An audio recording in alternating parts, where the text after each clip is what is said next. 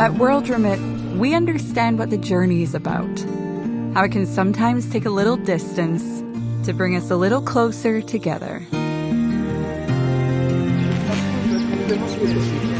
With ways to save more when you send more, World Remit is here for you, so you can be there for them. Yeah, we're live on Facebook now. Have you seen us? Now I can see the hashtag live on Facebook. Okay. Yeah. Yes, we are. Okay, I'll just be muting you guys sometimes when we're not talking. And then when you're talking, you can unmute yourself. Once again, thank you very much for coming to my show today. I'm actually really excited for this. I've had so many shows, but this one is just one of the kind. I can tell you that. So I'm so happy that you guys are with me today. So I have Tayo today with me, and I also have Mtumishi. So guys, I'll let you introduce yourself first. You introduce yourselves, tell us who you are, what you do, and then we now go into discussion. And because it's still Christmas time, we're still on holiday, we're just going to maybe sing Merry Christmas a little bit before we start, okay? So Tayo, just introduce yourself, please, Tayo. My name is Tayo Rufashutu, also known as Tayo Realist. I'm 26 years old from London. I currently work as a recruitment consultant, specializing in the healthcare sector. I also do a bit of insurance consultancy on the side at a company called Unisure. Graduated last year, my master's, the year before that, and my initial degree. So, yeah, but obviously, as we go further into the discussion, I had a turbulent season, so I'll be looking to get more into that. But yeah, that's pretty much all about me. Just starting to working, trying to save enough money so I can start building a foundation for myself and my family. So I have huge goals and ambitions in life. Wow, thank you very much. Thank you very much, Tayo, for that. Okay, No so I'll go to Mtumishi. Tafadhali, please. My name is Gilbert Barasa Wanyonyi. I'm a comedian, an international comedian in Kenya. I'm also a businessman. I'm a producer, script writer. I love politics and yeah. I have a program running right now on my YouTube channel called Easy Nigani. It's called Easy Nigani Everyone Is. Okay, so you have a program for children as well, for the youths. Everyone, okay. The whole family. Okay, but like when we spoke last time, you said you're trying to motivate the youths as well, so that they don't end up doing crazy stuff like you did. According to you. So that is good what you're doing actually to try and help and educate and nurture young talents so that they don't go looking for it somewhere else and they end up in trouble. Yes, it's nurturing talents, actually. Exactly. So thank you so much, guys, for accepting this invitation today. And today I know we're here to educate and also to transform, I would say, and motivate, especially not just youths, but boys, because you've gone through stuff in your lifetime, and then you're young men as well, so you're youths, so you can actually relate to the youths out there. So I'll start with because I know your lives have been rough, up and down, probably Mtumishi more than Tayo, but regardless, is a rough life that you've gone through, the both of you. So there's something you have in common, and that's why I thought it was so important for me to bring you here today, so that you can talk to parents, especially single mothers who have boys and they don't even know how to deal with them. Because we all know that it's easier sometimes for women to relate to ladies, to girl child than a boy child. So having platforms like this and having youths like you guys coming to accept this, it's a bonus for us. So I'll start my questions. I'll start a question with the last question, because normally people start from one to last, but I'll start from last to one. In the world we're living in right now, everybody is blaming somebody. Nobody stands up and takes responsibility for their own either fault, problem, downfall. Nobody wants to accept that, okay, it was my mistake. I put my hand and I am sorry. So we have parents who are either blaming the government or blaming the society for their children. And then we have children who are forever blaming their parents for their misfortune. And then we have the government who are always forever blaming the parents that you did not train your child in a proper way. And then we just have every single, so we have the parents blaming, we have the children blaming, we have the government blaming, we have the society blaming the parents, and everybody's blaming somebody. So I'll start with you, Tayo. Through your life, because I know you've spoken about drugs and all this, and ladies and high life and a life that is running. I don't know about the ladies part, but would you blame anybody for that lifestyle that you chose? I wouldn't really call myself a man if I don't accept fault, you know? So in regards to the phase I went through, I wouldn't really blame anybody. The only thing I could possibly think of was how strict my parents were with me when I was younger, like not being able to be out as late as other friends, or being able to go out as much, or do things that my friends would normally do. So I just knew that when I wanted to go to university, I'm not staying anywhere near London. I'm going as far as possible. So I wanted to have that freedom, know what it feels like to live alone, you know? So me now going to where I went to, and whatever happens, happened. I can't really now say it's my parents' fault for what I did, because I made that choice. Mm-hmm. That's probably the reason why they didn't want me to be going out as late as, you know, when I was younger. But yeah, like, regardless, I don't think I'll make it. I just say it's down to me, really. I don't really blame anyone. I just blame myself for getting caught. Let's put it like that. But okay. Yeah. Okay. Thank you, Tayo, for that. So would you say that your parents' strictness, because they were very strict with you, would you say their strictness had a part to play with how you turned up? 100%, I would say about, let's say 30%. So not really, but it was part of me wanting to just live that freedom that I could have lived earlier, or experienced or tried earlier. But I wouldn't fully blame it, but I'll say about 25-30% of it played a role in it. Okay. All right. Thank you. Thank you very much, Tayo, for that. Okay, I'll go back to Mtumishi and I'll ask Mtumishi the same question. So Yeah. Mtumishi, what would you say? Would you say that you're blaming your parents, or you're blaming, who would you blame for the life you chose? I'm not blaming anyone. Mm-hmm. I thank my parents for giving birth to me, actually. And if I didn't go through the life I've gone through, maybe I wouldn't be a comedian. Mm-hmm. So I don't blame anyone. If there's anyone to blame, I would blame myself, because I chose what I'm doing. I was not forced into it. It was my passion. It was what I love to do ever since I was in class 2. Mm-hmm. So my parents couldn't understand what I want, what I'm doing in school and out of school. So they played their part by bringing me to this world. So I don't blame anyone. If there's any blame I would take, it's on me. Okay.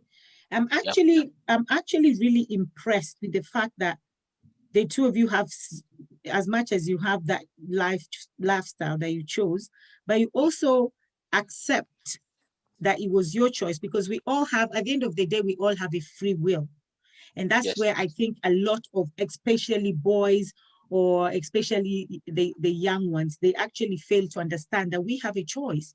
And as much as our parents, they do what they can for us, when our children are out there, we don't know what they're up to. And Yes. whatever they decide to do, it's their choice.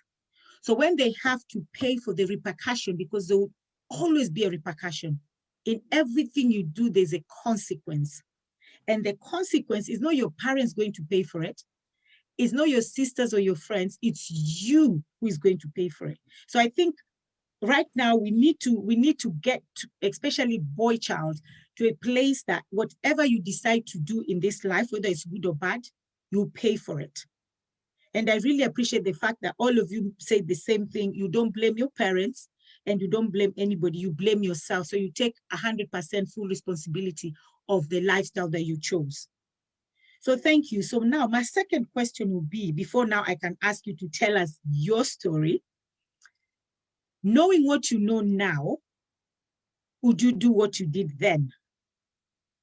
When you're doing drugs or crime or whatever you were doing that wasn't good, was not legal. With what you know now, would you say you'll do it again? I'll ask Tayo that question first. Well, I want to ask, when you say would you do it again, do you mean would you do it again like from now, or would you do it again if we knew what we knew then and didn't get caught? If you knew what you knew then. And didn't get caught? Whether I got caught or not. Now, getting caught is not the issue. Is whether you were not caught, but because what you're doing, you knew exactly what you're doing. You knew what you're doing was wrong, but it was just a matter of time that am I going to get caught? So it was just playing that cat and mouse game. But If that's I the get thing, caught, though. My mentality there is different, because I wouldn't deceive myself. I probably would have still carried on doing what I was doing if I didn't get caught. And the reason why I say I blame myself for getting caught was the fact that I wasn't moving smart that day. Things that I know that I should have done when I'm doing my normal routine. I did, and I got caught I just happened to get caught on that day. So maybe you could say it was a matter of time, but the way I saw it was, listen, I'm not trying to be in this to get caught. I'm just trying to be in it to make as much money as possible and, just move smart with it and continue making tax-free money. So, yeah. But eventually everybody gets caught at the end. Right? Most people do, not everyone. Yeah. Yeah. But if you get caught as well now, it's the dealing with the repercussion of being caught. Exactly. Yeah. Yeah. Okay. What about you, Tumishi? Repeat the question again, kindly. Yeah. Knowing what you know now, would you repeat? Yes. Would you do what you did again? The illegal activities that you are doing, would you do it again, knowing what you know now? No, I won't do that. Because we all want good life. We all need good life. And what I'm doing now, I'm having it in a peaceful way, with no disturbance. Wherever I go, I have peace. There's no way that what can I say? I'm like having niko na wasiwasi. You're looking over your shoulders, yeah. Yeah, I'm looking over my shoulder, like the police are on my shoulder looking for me here and there. No, I won't do that, because what I'm doing right now, I'm peaceful, and I won't do that. That was life has a process which you won't escape. Maybe God wanted me to pass all through that so that I can stabilize where I am right now and know how to differentiate the good and the bad deeds that the society, what we are doing, the society is looking up to us in whatever way, whether you are known or not. There's a community in you that you are moving with. So I won't do that. Since I know what I'm doing right now, I will go back. Yes. So you'll not go back to that life. I won't go that. You wouldn't have done that like you knew. If I knew I would be who I am today, I You wouldn't have did. done that. Okay, that's good. Okay, thank you very much. Okay, now I'll just open the floor because I know some people are just waiting to hear what is it that you did. Everybody's like, we want to hear what they did. Okay, so I'll start with Tayo now. So Tayo, I'll just open this floor now for you to just tell us. And if people have questions as well, of course, you can always ask your questions. And Tayo is here and Tumishi is here as well to answer the questions. So, because I know I'm not with Tayo for a very long time. And that's why I decide to either start with him all the time because he won't be here with us until the end of this session. So Tayo, I'll give you the floor to just tell us what you did that is illegal, and you advise the boys out there not to try. Well, first of all, as I mentioned earlier, it was around the time when I went to university. So I went to university in September 2015. Obviously getting used to the, independent lifestyle, being able to go out when you want, do what you want when you want, without parents telling you go do this, go do that, with your friends, exposed to a lot of females, you know how young men think. So yeah, it was good, but at the same time, obviously, you don't want to spend too much because you're relying on student loan, and obviously your parents will give you some money, but who knows how much they'll give you, etc. So just to speed up the story a bit, a couple months into uni, I'm having a good time, meeting new people, one of the popular bunch, etc. I remember a family friend of mine basically was like, yo, like, you can make some money around here. You know a lot of people. Like, I'm like thinking, what do you mean? And pretty much like said, bro, like, you live in halls, you live in student accommodation, you can get people who want to, who smoke weed. You can get a lot of people, make a lot of money from it. So I'm thinking, okay, you know what? Let me give it a try. So I remember I went to go get a burner phone, like a £10 Nokia phone, like Alcatel. And I just started collecting people's numbers, asking if they smoke, etc., but not go to them on a bait one or on an obvious thing like, oh, excuse me, if you want to smoke somebody, there you go, like nothing like that. Just more of, approaching them, speaking to them, making conversation, and just telling them if they want anything, they can give you a call, etc. So yeah, started, getting into it, buying my bulk, selling it, buying it, selling it, profit. I'm enjoying. So and towards let me cut you there. So it's a family friend that actually introduced you to this, because normally as parents, we're always telling our children not to talk to strangers out there because we know that there are boys standing out there to lure our children into illegal activities.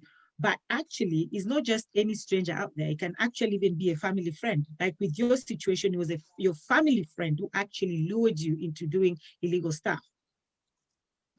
Yeah, but when lured as in like introduce me to it, but then because when I think of the word lured, I think like forced or pressured to get into it. I wasn't pressured at all to get into it. Obviously, at first I was thinking of, well, what if I get caught? They were like, just move smart. You don't need to get caught. You can do it. End of the day, we'll all be eating, we'll all be making money, we'll all be enjoying ourselves. So it was more of a decision that I was thinking, okay, cool. I don't want to rely on one source of income. I don't want to rely on just student loan money or ask my parents for money all the time. I'm a young man, so yeah. Okay. So it was all about living the high life. That's what all it was about, living the high life. Yeah, because the student loan. That was a major part of it, yeah. Student loan wasn't enough. It wasn't giving you enough money. Of course, your parents will top up, but it wasn't enough. So you had to do something else. So tell us, what is this that you did to get to earn more money? You mean what I got introduced to? Yeah. Selling. Selling Class B drugs. Okay. Yeah. Selling Class B drugs. Okay. So just cannabis. Oh, cannabis. Okay. You know. Wow. And how was that? How was that for you? How was that for you with studies as well? So you're studying and you're also selling this stuff. So how did you manage to study and sell this stuff as well? Oh, that's go to lectures when I need to. When assignments are due, I know when to do the work. Then the other times, you know, once I finish lectures, and plus, obviously, because during my first year, that's when I, you know, just started getting into it. Mm-hmm. Most of the people who wanted it literally lived in the same halls as me, so it's like a 2-minute walk. I can come back to my room again. Mm-hmm. So yeah. Okay. So this is a different life out there. So would you say there's two different lives? There's this other life and there's that other life. Practically, yeah, because obviously it's not everyone that you want to know that you do that. So there's certain friends, you know, there's different batches of friends that I tend to have. You know, I have like my study group of friends. I have like, you know, my black group of friends, you know, people that we go way back or close friends, you know, you have different set of friends and only certain amount of people will know or you will trust with what you do. But, you know, it just depends really on who you are and the relationship you kind of have. Okay. All right. I'll come back to you because I know that you were also taking the drugs as well, right? Oh yeah, I was as well. I used to And smoke them as well. and because of that, it has also affected your health a little bit. Yes. Okay. All right. I'll come back to you to that as well. So just to tell people that, you know, sometimes because I have this discussion all the time with my children and they said, oh, someone is just smoking weed. And I say, yeah, it is, but it's different because every single person reacts to things differently. That's why we have people who are allergic to nuts, people allergic to eggs, people who are okay with those things, people who, so you can't go out and say it's just smoking weed because that can also affect your mental states and it can also totally affect your health like it did with you, Tayo. Yeah. Mm-hmm. So I'll go to Tumishi as well. Tumishi, just tell us what happened in your life just before you started getting into illegal activities. And I know all of you are not into that business anymore. You're clean, which is good. And that's where we said from gun to a Bible. And that's why you're even here today as well, to Yeah. talk to young boys who are thinking of that high life, or they think it's good to be in a gang, Yeah. like they always call it. Yeah. My father left us while I was in class 2, that is primary. And life was hard. My mom used to move from house to house, washing clothes so that we can get something to eat. I'm the firstborn in a family of 4, and being the firstborn in our slums, you know, in these slum dwellings in Kenya, in Kawangware, the life was so tough. Mom used to go to work and leaving us behind, so we had nothing to eat or to take because we were living from hand to mouth. And uh, uh, uh, my dad was nowhere to be seen by then, so I had to take care of my sibling. I had to ensure I became a parent while I was in class 2 actually, co-parenting with my mom, making sure in school my siblings are okay, going back home I take care of them, watch them. You see, so life was tough by then. Then it reached a point whereby while I was in class 8, my grandfather, the father of my mom, passed on. So there and then also his work, he was stopped from work. So he told me to go find my father, who was nearby in the village. So I had to go with my 2 boys, and he remained with my sister. We only have one sister, so she remained with my sister. So I had to take care of the 2 brothers of mine. So we went to my father's place, and he said he can't accommodate us there because of the second wife. So he told us to go somewhere else. That he didn't even direct us. So it was up to me to know where I would move with my siblings. So I had to take them to his brother, who is my uncle, whereby he also had a family, a big family with 7 kids, so I couldn't stay there. And the only place that would accommodate us by then was the streets, whereby it wouldn't have asked us any question. So it was welcoming. So that is where I ran to. I left my brothers with my uncle, and not knowing how they lived, because I had to also run for my life. Look, And uh, when all this was happening and you went to look for your dad and everything, where was your mom now in all this? now he went and buried her father. Then after then, she didn't want to know where I was, what we were doing. After she told us and pointed the house that where my dad was living, she left. So it was up to me, my responsibility to ensure that we are okay and I could take care of my brother. And by then I was 8, 9 years. Wow. Well, that was a very tough life, to be honest. That was tough on you. So that means that you even had to stop school now because you have to walk from one place to the other. So school Yeah, was over as well. yeah. So I had to run into streets. So I became what we call street urchins. I became one. Zile wa Kenya wanasemanga tichokora. Chokora. Yes. Okay, So sorry, Tayo. It's something that people call in Kenya street boys. They call them chokora because they're homeless. Okay. In fact, he's homeless. He's called homeless. They call them chokora. It's not a very good name, but that's what I don't even know where that name came from, but that's what they call them. Okay, so I'll stop there with you as well, Tumishi. So you come back. I'll come back with you as you're in the streets right now and you don't know what to do, and you're only 8 years old. And as far as you're concerned right now, mom is not there, dad is not there, you're all by yourself. You've left your siblings with your uncle, so you're by yourself in the street. Yes. Okay. All right. So I'll come back to Tayo now. Mhm. Tayo, just coming back in your life now, we're going back to your life as well, when you're selling the drugs and also using them. And let's say, don't say just drugs. People think which drugs? Cannabis. Yeah. Weed. So you're selling the weed and you're also, so would you call yourself, would you say that you're in a gang, Tayo? No, definitely not again. Okay. So it was just you doing your thing. Yeah, basically, yeah. Just Okay. about my money. Okay. So go on, tell us more. So, yeah, wait, so what exactly do you want me to say more Now, about?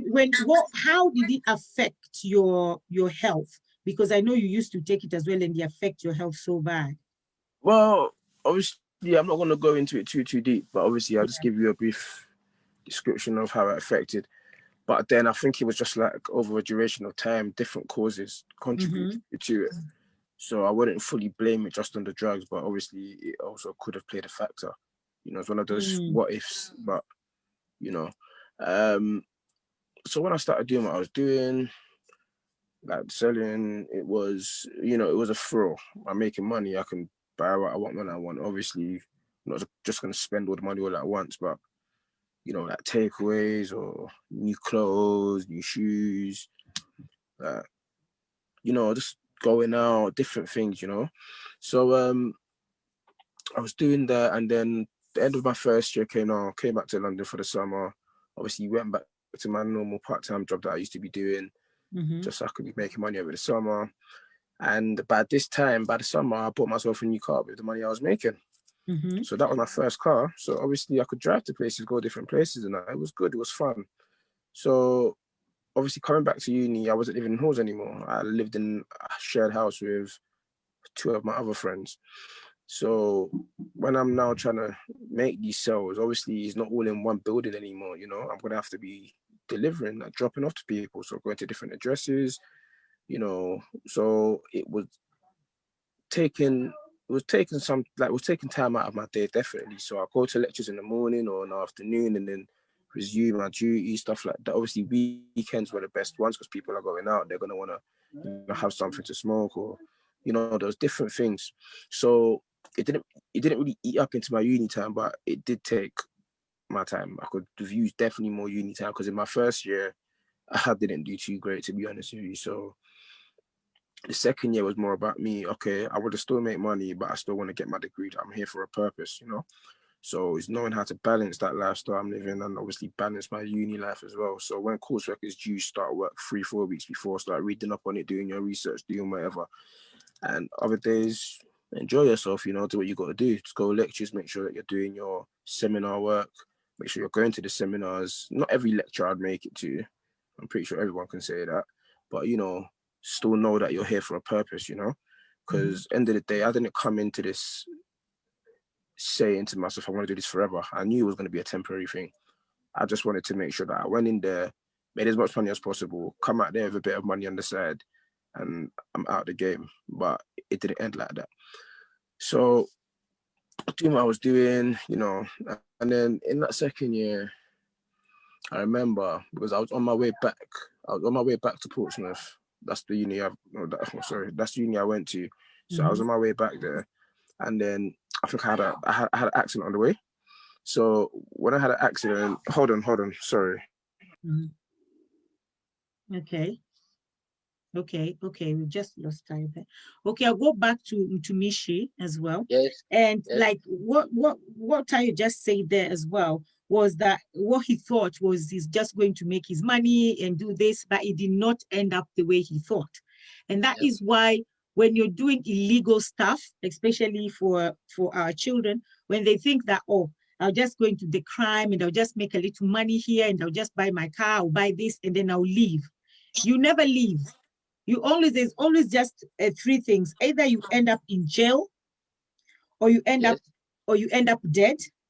Yes. Or if there's more grace for your life, you come out like Mtumishi came out and Tayo came out of it. Yeah. But most of the time, and this is most of the time, you do not come out at the end of that tunnel like Tayo and Mtumishi. And there's no point of saying, let me try and see how mine will end up. Because what if yours ends up in jail forever? Or yours ends up dead? Or you end up killing somebody yourself? Forget about the crime you're doing, but you've ended up killing someone else. Or yes, you might have more grace like Tayo and Mtumishi and come out. So in all this, and that's why they're here today, is just to encourage you that it's not worth it. It's not worth it. But Tayo is back. So we'll go back to Tayo as well. Sorry, Mtumishi, I'll come back to you for Tayo to just continue. About that. Yeah, it's okay, Tayo, go on. Yeah, so obviously after I had the accident on my way back, I was going back there to do some part-time work as well. But obviously I still wanted to make my money as well, more money doing what I was doing. So I remember I was in the car with a friend because I was going to go and deliver to someone. And then when we were driving, I noticed two officers literally run into their car, but I didn't really think of it as why they ran into their car because I didn't know the car that I was in was already flagged. So as we're driving, I hear sirens, but it's not the regular ones you would hear, like it's on, then it's off. So we get to another road and something's not sitting right with me. I'm getting paranoid, right? And then when I told my guy to turn right, he's like, no, I'll take the next one. I was like, bro, turn right. So he took the next one. So as I wanted to just get out of the car, literally police just jump out the car and they detain me. So I'm thinking, oh, wow, what's going on? So they searched, they found something on me. Obviously, I was with my guy as well, so they cuffed him as well. But I pretty much told him that it was all mine. He has nothing to do with it, etc. So the thing was, I had some more stuff back at my house. So I was really paranoid that, oh my days, if they go back to the house and they find more, and they find this, more evidence, etc., it could look like a very long case where jail time could be possible, you know? So luckily, this is the funny thing as well, because I told Lydia the story and she was laughing like, wow. Me and my housemates had a little code whereby if they try to call us and nobody picks up, like we should just clear the house. So I remember when the police were searching us and detaining us, my phone was ringing. So I tried to put an innocent face onto the officer and told him, officer, please can I switch my phone off? You know, and he was like, yeah, no problem, switched it off. So to cut the story short, when they went back to the house was empty, everyone gone. So I was thinking, cool. That was the first sign, yeah. So end of the day, I ended up getting a caution, you know, no record, no charges, nothing. I was happy. Just said to myself, I need to be more smart in how I'm doing things. So I'm continuing. I'm doing what I'm doing, obviously coming back for summer, Christmas, Easter. And then I remember in my second year, that's when I was out with my friend again, and I had some things on me, but I had a bit more than I should have. This is why I said that I wasn't smart this time. So I was driving, and sorry, I forgot to mention, a week prior to this, I was driving and I was literally like just ambushed by police officers because they wanted to search my car, but they didn't find anything. So I was thinking, wow, that was going on. Like, luckily, I didn't have anything. So that same officer the week after pulled me over again, and I had something. So I was just thinking, oh my days. So I tried to be a bit smart, get out of the car, shouting at the officer, like, why are you harassing me? I'm gonna get you done for this, going on, trying to keep him away from my vehicle. But he's just like, listen, mate, you got to search it, So ends up searching it. Cut the story short, they found something. They found quite a bit of evidence, and then it just wasn't looking good. So when they searched your car, they found evidence in the car. Mm-hmm. And this is a police that stopped you prior. Yep. And you say the car was flagged as well. So not my car. Not my car. It was the first time I got arrested was my friend's car. My car wasn't on their system. Your friend's car was flagged. Okay, so they normally have cars in the system as well. Pardon? They have cars in the system as well. Yeah, basically what it means is if they believe to think that you're supplying any sort of drugs or whatever, and they have the right to pull you over because they can say your car is flagged if they found drugs in the car before. So the ANPR system will let them know. Okay, wow.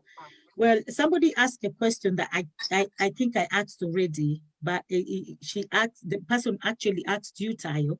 I think I asked that question already. She said, if Tayo hadn't been caught, would he had carried on? And if he could go back into time, would he still have chosen the path he was leaving? I would say yes. Somebody asked that question. I would say yes. Okay. But so then again, as I said, the end goal was to make as much money as possible. And then when I've graduated, go live my legal lifestyle. It was just a phase. So I think I would have definitely carried on. If you're not caught, yeah? No, yeah. Okay. So you got caught twice actually. But the second time, so what was the point of, okay, I'm done. I'm not going to do this anymore? When I realized that I could be facing jail time. Okay. So when you realize you could be facing jail time, that's when you said, I'm done. This is done for me. Yeah, it wasn't as easy as that because even during the whole investigation, trial, etc., I was still doing it, but I was getting people to help me do it, so I still needed to make money. I had stuff to pay for. I had insurance to pay for. I had bills to pay for. I had things to pay for that, that new lifestyle I was living, I could afford to pay it. But now because I've been caught and I could risk going to jail and, you just start to think about different things. So I was just moving a bit more smart with it. I didn't keep anything at my house anymore like that. I didn't take out the burner phone that I used to have all the time I go out or, I was sending anonymous messages, etc. So it's just all about moving smart with it. So if anything, and the smoking as well didn't really help as much because it would just make you more paranoid. So you're moving very paranoid and you're thinking, oh my days, make sure that when you're driving, you see a police car driving past, you start feeling your pockets, have I got anything on you, it makes you feel on edge. But then when you get home, you feel good again, you can relax, But yeah. I know you also say that you had not anxiety. You had anxiety as well. All that caused anxiety as well. It caused health issues. Tell us more about your health issues that you think this affected. And honestly, I know you're saying that, it was all about making money, but living a life that you're forever, you're anxious, if you're driving, you see the police, they've not even said anything to Well, you, that's but you're only like, if you have, but if I knew I had nothing on me and I was out, I would feel absolutely fine. It's only when you know you have something on you, that's when you're thinking, oh, you get. So it wasn't 100% of the time, but it was majority of the time because paranoid. I would, yeah. Okay, so tell us about your health issues then. Well, I don't really want to go too deep into that, but it's just whereby the anxiety obviously started kicking in and blackouts, and that wasn't really helping as well.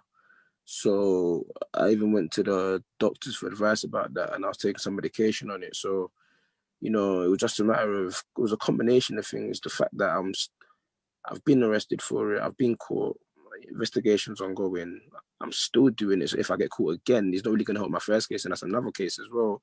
So always being on your toes and then not wanting to go into debt because you still have things to pay for.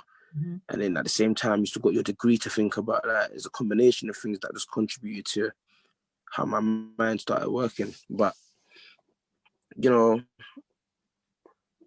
got on top of things eventually, you know, didn't do that alone. But end of the day, I ended up getting prosecuted, got charged. Spare Joe luckily didn't go, but I was on a suspended sentence, was on an electronic tag. I had to do community service. Yeah, though, quite a few, and I got fined as well. So all that money that you were making, was it really worth it then? When you say worth it, in what aspects? The help at the end, because now the car that you bought, do you still have that car? Are you still did that money help you? I still had my car. I still had everything then. I just sold my car after, but that had nothing to do with it, you know. Because I was intending on getting a new one, but that's a whole nother story because my license situation is a whole, you know, it's another saga. But I still have my items, I still have my clothing, I still have some trainers. Like, not that it wasn't worth it. Obviously, I don't know how to explain it. It's just being able to get what you want when you want, you know, not having to rely on your parents, you know, makes you feel more as a man, not even our ego, just our pride, you know. So I don't know, like, and not that it's not worth it, like, because I still enjoyed it, but as I said, I just blame myself for getting caught. And at the same time, even if I didn't get caught, like, I know I would have been out of the game when I came back to London anyway. So so you had like a plan, you had like a game plan. I'm gonna do it for this time, and then I'm gonna leave. But of course, things did not work out the way you thought it will work out. And that is most of the time anyway. Things don't work out the way we plan, especially if you're doing illegal stuff. It will not work out. You end up being caught, like we said, you end up dead, or you end up of course, in jail or dead, or come out the other side clean, given another chance to come out and talk to people, just the way you're talking to people now. And somebody said again, if Tayo had a son and his son said he wanted to go down the route that Tayo did, what advice would Tayo give him? Don't you dare. Don't you dare. Would you tell your son, don't you dare? Yeah, I'll tell him no and try it. No way. Okay, I can't have a child. Obviously, I don't know what it feels like to have a child, but at the same time, you wouldn't want your child to have that mindset whereby you have to be paranoid about the police and getting caught when there's other ways you can make money, you know? Legalized ways, that is. Yeah.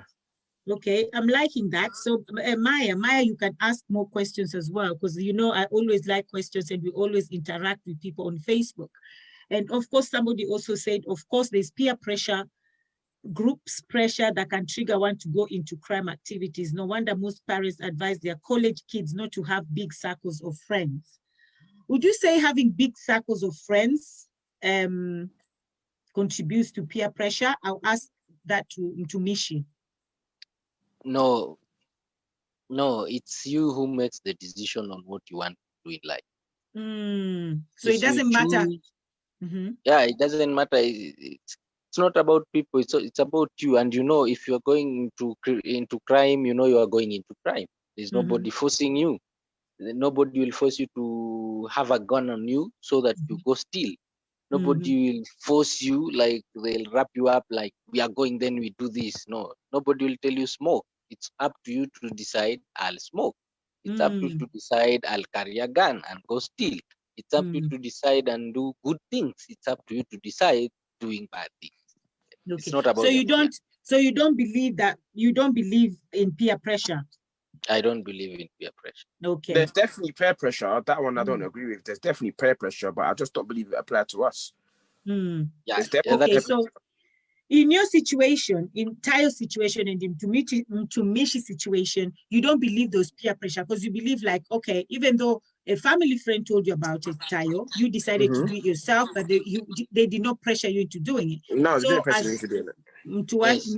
Tumishi as well, somebody, his friend told him about it, or his friend took him to this house and Yes. he wasn't pressured, but there is peer pressure because there are some people who their mindset is not very strong to use their free will. There are people who are not strong to use free will and say no to even their friends. Well, their friends can even tell them smoke, and they're like, oh no, and they call them, oh you're a cat, you're what you're and they will smoke because they don't have that.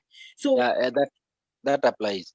Yeah. So we do say that parents telling their children don't have a lot of circle of friends, a friend, somebody who is not very strong when it comes to peer pressure. Do you think it matters how many friends this person has, really? It doesn't matter. No, it just depends on what the goals of the group are. Like not necessarily goals, but there's different batches of friends. When you're in school, you have the girls, the popular girls, you have the popular guys, you have the the neaky guys or nerdy guys, or you have like there's different batches of groups, but then there's always going to be a batch of people who, let's say, not say think they're bad, but want to be gangsters kind of thing. So if you're chilling or hanging around with them guys, then you're more likely to feel peer pressured or get peer pressured into doing things you may not want to necessarily do. But then if you're chilling with, let's say, the nerds or the geeks or whatever you want to call them, you're less likely to feel peer pressured into committing a crime. Probably the only thing you probably feel peer pressured into doing is reading more books or studying more, or So I wouldn't really say that having a big group of friends can allow a lot of peer pressure. It just depends on the type of friends that you're hanging around with. Okay. Yeah. So, Tumishi, yes, you wanted to say something? Yeah, sometimes we all want to look good. We all want to live a good life. Like with me, my friend, the gadgets he was coming with in the school, the way he was, the clothes he was wearing were expensive, and I was living a very low life. So the pressure, maybe wanting to have good life and wanting also to impress women or ladies, or that is what led me to doing this. But I had to take the decision by myself. Okay, all right. So, Tayo, Yeah. and I know I'm talking to you because I know you leave us. So, Tayo, now you're talking to your son or you're talking to your little brother. Yeah. And this is why you're talking to your son or you're talking to your little brother. Yeah. What would you advise them on this kind of life that they wrote that just like the question somebody asked you, if it's your son, what would you say? So you're talking to your son or your little brother right now. What would you advise? I would say is don't try and live an illegal lifestyle, because you'd always be watching over your shoulder. You don't know who's behind you or when it can come and hit you. So if you want to live a stress-free life whereby it doesn't affect you mentally or physically, and you want to look ahead in the future, having a bright future, I would say just don't go into it. As tempting as it can be, as yes, I know, because the way it may sound now, it sounds as if I don't regret doing it. Because to be honest, I do regret getting caught. I don't regret doing it because I was enjoying my life then. But if I'm going to give advice, I would just say just don't go in it, because you don't want to be in that mindset whereby you want to get into it, and then when you're doing it, yes, you're making money, but when you get caught, it can affect your future. I would say that I'm just blessed in several ways whereby opportunities are not that they're being given to me. I'm working for it, and I'm also praying for it as well. But it just goes to show that, you know, there is light at the end of the tunnel. You know, things can still happen, but in order to not even let yourself be in that situation whereby you're having to look back and think, oh, what if, just live the straight and narrow life, you know? Don't try to get into anything illegal. As I said, as tempting as it may be, there's other ways you can make money legally and you can still enjoy yourself. So that's what I would say to my little brother, to my son, or to any young man out there. If you're feeling the type of way about wanting to do something and your instinct or your mind's telling you, or your heart is telling you, no, sorry, like your man may be telling you yes, but don't do it if you know you're not cut out for it. If you really believe, if you really, really believe you can do it, you want to do it, da da da da da. I can't force you and say don't do it, you know. But just know there's going to be repercussions if you do get caught, and that's the risk you don't want to take. So that's the advice I'd give Lydia. Okay. Thank you very much, Tayo, because I know you have to go. So I'll say bye to you as we continue with Mtumishi. Yeah. So thank you you very for much, having me. Tayo. Yeah. You're All right. welcome. Thank Take you care, for the everybody. advice. Bye-bye. Thank you. Bye. Yeah. Bye. Bye. Okay. Mtumishi, I left your life. You are 8 years old. Yeah. You're in the streets. Yeah. You have no mom, you have no dad. I mean, you Yeah. have them, but you don't know where they are. Yeah. And you've left your siblings with your uncle. So Yeah. then what happened from there, Mtumishi? I started sniffing glue because that is what we would afford by that time. Mhm. So we would go to street, steal some plastics here and there, plot to plot, home to home, selling soles, shoe soles, yeah, so that we can afford at least a food a day, a meal a day. Mhm. So then as time went by, my mom came out looking for us. We met one day when she was headed to the market. I was carrying this big sack with the items I had taken around. I was going to sell them to a scrap metal dealer. So she started crying because I was dirty. I was looking like, I'd sniffed glue. So I was looking bad, I can say. Then that time she started crying. She took that sack and she took me home, gave me food, fed me, then started asking me question where I was, why did I leave my brothers. But I told her the situation is the one that made me go in what I was. So I went So, back to school. Mhm. so let me come back to the glue business because I know there's a lot of street boys. I hate Mm. using the word chokora, so I won't use that. There's a lot of street boys that sniff glue. And Yes. I've met a lot of them, by the way. And we've gone and I speak to them and we buy them food, we eat. And their stories are kind of similar. And we see people, especially in Kenya, when they see street boy, they start running away. They say they're thieves. They judge them. They don't want to give them money. But what I normally say is, if I know that this boy is going to buy glue, Yeah. they don't take this glue to sleep outside in the streets at night, apart from Mm. it being cold, it being scary. You don't know if somebody's going to beat you. You don't know if somebody's going to rape you. You don't know what is going to happen to you the whole night. So you taking glue and just getting out of this world until tomorrow is the only way you can survive it. Would you Yeah, in the say street. that? In the street. Yeah. Yeah, in the street, that is the only way you can survive, and that is the only way it can stop you from thinking a lot when how to get food, because that is what mostly affects the street kids. How would they eat? How would they clothe? How would they get that good life? When you're in that situation, you always want someone to talk to, someone to tell you it's possible, even if they won't change your whole life. You need a shoulder to lean on. They are not all bad. There are others who are willing to get out, but how is the question. Who is the person to do this? They might also will to be going back to the street as they are going back. They are going to school. If they get someone to take care of the school fees, the uniform, the books, and so on. At some point, I've met them, I've talked to them. Others tell him, Tumishi, I just need to go back. If you can be buying me food, so if you can be buying me food, uniform, and books. There's one I took. He's in Form 2 right now. Currently, he was a friend of mine when I used to go shop at a supermarket.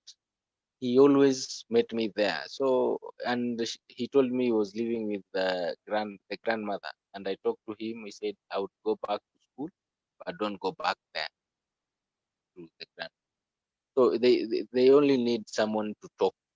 It's not all about begging. But we don't listen to them. We don't have time for that. Yes. So what we should do as actually humans is to stop judging those street children and to sit and listen to them. Yeah, if we have times.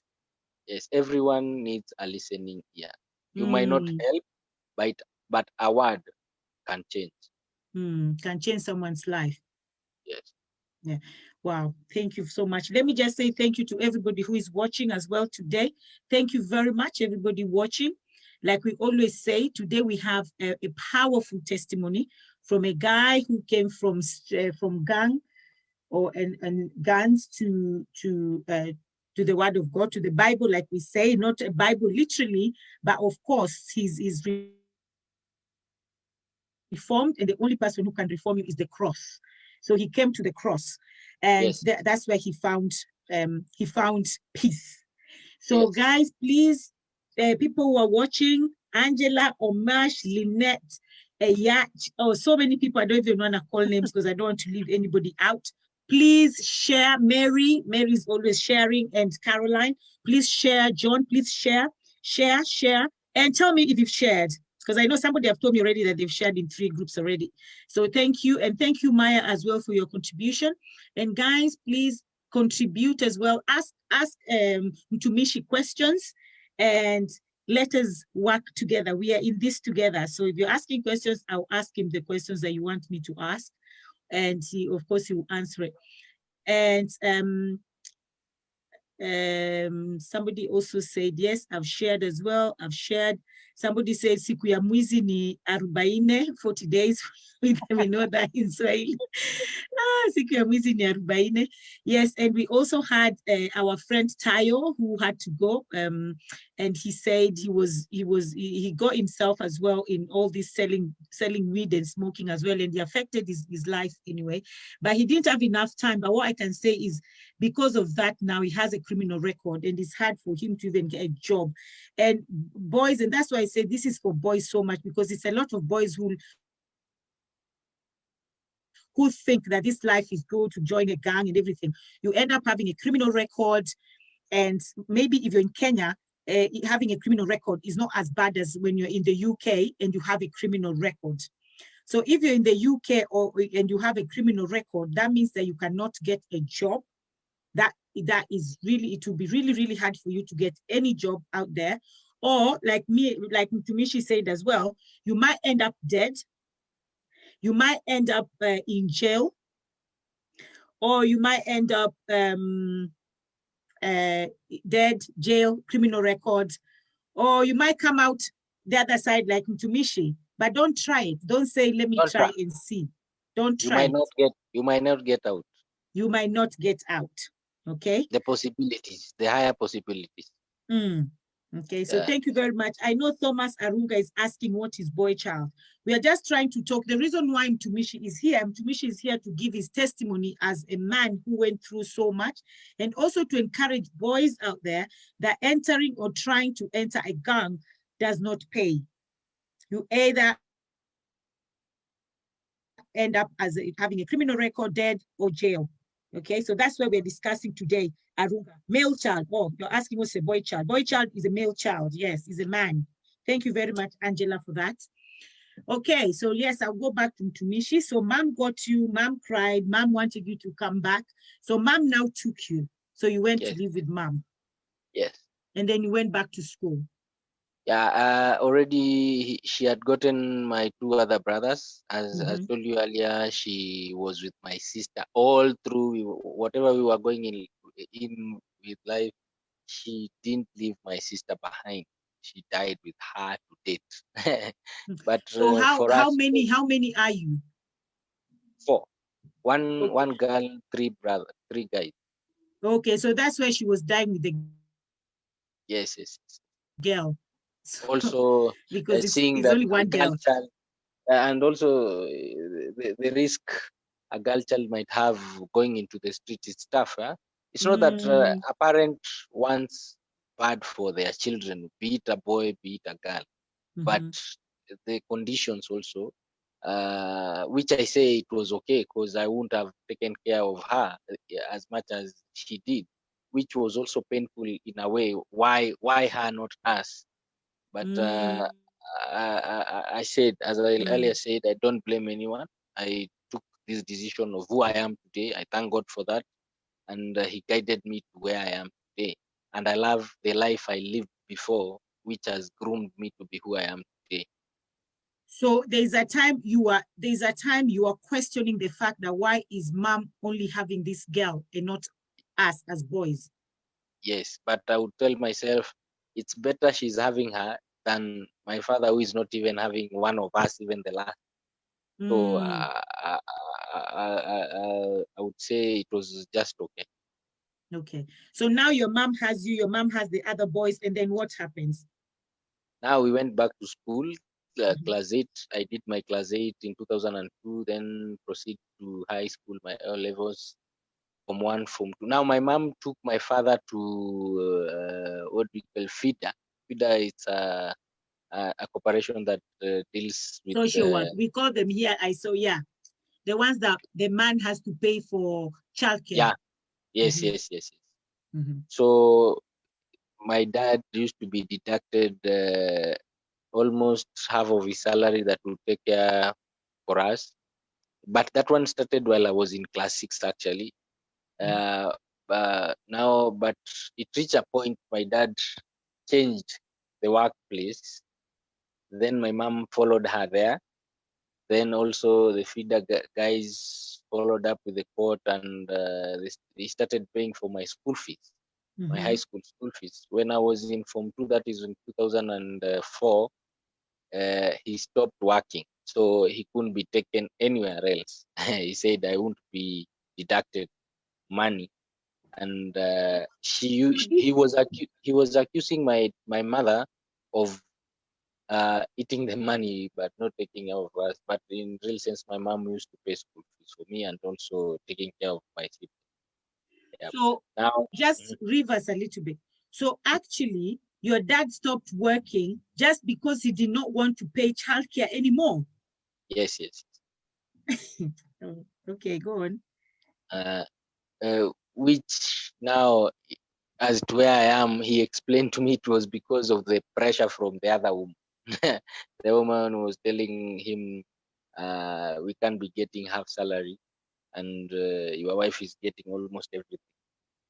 But now, when he stopped in Form 2, my mom picked on from there, where he used to work as a house help. They used to pay my school fees. But when the job ended, now that's when problems came in again. But that was in Form 3, first time in 2005. So just to say you've had a rough life. For you to be Yeah, here itself is by God's grace. it's by God's grace.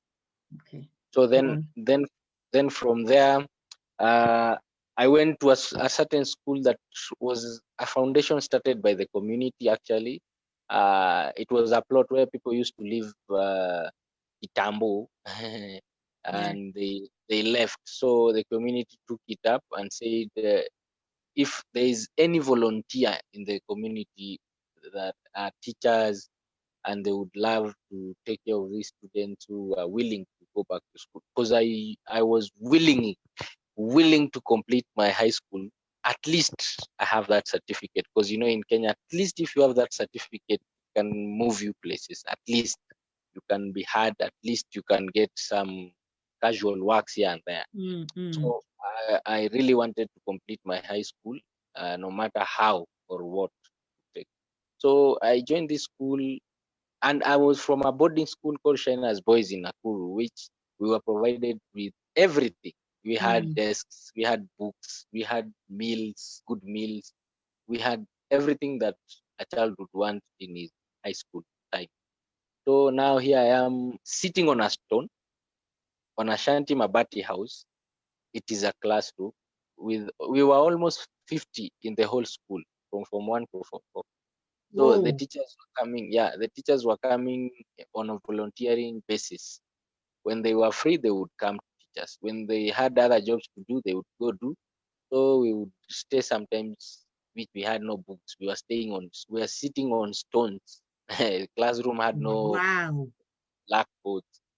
It was a rough time for me. If remembering where I've come from, at least in China's Boys High School in Nakuru, it was a good school. It had lights, it had everything. Now here I am sitting on stones. That's where I met this guy, a friend of mine who used to come to school. By that time, the Kabambe phones, these gadgets, started coming in the country. So he was coming daily, putting on good clothes, wearing good shoes. He So had hang on. So this person with good clothes and everything, he was coming to the same school with you're sitting on the stone. yes. So he's coming with nice clothes, but he's coming to sit on the stone as well. Yes. Wow. Okay, go on. So it raised questions. I started asking myself how and why. So I started interrogating him slowly, knowing him, befriending him every day. He would buy lunch for me, which I couldn't afford by then. He would give me some cash, at least 100 bob per day, which I was happy, you know. So I asked one day. I decided to ask him how are you doing this? And he Where do you said, get all the money from? where do you get all these gadgets? Where do you get the money to do good clothes? So he told me, don't worry, just life. And I told him, why are you coming to this kind of school? He said, no, I'm happy here. Actually, I'm happy here. So I didn't know he was coming, huku tunasema kuficha white. I didn't know he was coming to hide himself there. Okay, so this guy was actually a criminal already. Yes. Okay, so he was coming there because that is nobody's going to look for him there because he's a very, okay, wow. Nobody would thought of him, of what he's doing out there. Nobody would question. So he used to tell me that it is his shosh, his grandmother, that was taking care of him. So I continued befriending him until one day I wanted to know more, and he told me, "You guy, do what brought you here. I do what brought me here. When we're done with school, everyone goes their way out." So I didn't stop there. That was the first time. The second time came in. Now that is the time. He told me, "Yeah, you said you wanted us to have a walk. Let's go." Then we went. Now in a place called Kangemi. You know Kangemi, yeah? It's in Westlands. Yeah, I know Kangemi. Slums also. Yeah. So when we reached there, the Mabati houses, the iron sheet, the shanty houses. Now outside and inside, there are two different things. You can't imagine, because when we entered in, it was like a palace, but when you are outside, it just looked like a deserted place, fenced into the woods. Now he told me this is where I was living, and I couldn't imagine what I was seeing inside there, because it had big screens, TVs, sofas. He was living a good life. So I asked him, why do you come to that kind of school? He told me, I told you, do you, I do me. Like just mind your damn business. Business, yes. That's it. So he told me he wanted to know where I live. This is where I live. This is how I live. Don't ask more questions. But since you are a good man, I've seen you. You are a good friend. That's why I decided to bring you here. Now, before we continue the story, a group of men came in. 4, 5 of them. And they told him, kindly tell your friend to excuse us. He told them, no, this we need Mjanjes. I don't know Eh, how we put it that. Yeah, Mjanjes, like this is Mjanjes. Yani, wewe unajua. I don't know how to put it in English. If somebody's there listening, please help. Mjanje, Mkora, in Mkora, English, this one doesn't have. Mkora, Yes, we are not so. Mjanje, Mjanje. Uh, This somebody someone, who knows it all. yeah, who knows it all. So don't worry about him. He's a Okay, good guy. He Mjanjes. won't go Okay. out. He won't go out there saying that this is the business we're doing and so on. So Mm. they gave me a disclaimer and told me, whatever you're going to see, whatever you're going to experience, right, starting now, because you've been told when in Janjes or told you to excuse us and you haven't, you are going to be in it. And there's no. I wonder what was it. So sorry for that. So they locked the door and they opened the table it was in the sitting room. They had done tiles and carpet, but when they removed the table and the carpet, they had done like an underground room, which they removed their guns, which they were hiding. So uh, I peed on myself. I was shocked. Whoa. Like, So wait. So this your friend from school took you to a house, and when yes, these guys came in and they told you, they actually gave you a choice to come out, but your yes, friend made the choice for you and said, "No, when in Janjes, you stay." So they yes, yes, showed you, they are real who they are, yeah. and you're Because saying there is no peer pressure. That is uh, because your friend could have told you to come out, but he made a choice for you, so he took your choice away from you. actually, I would say yes or no. Mhm. Yes, because he believed we were with him like for 2 terms, and he believed in me, and he saw my ways of life and the way I was aggressive in school and all that. And I would say no, because also, I was asking the questions I was asking, like, where are you getting these things? Why are you coming to this school and you're dressing well and so on? So uh, I kind of wanted also to be that, or Mm. yeah, I just wanted also to have that good life.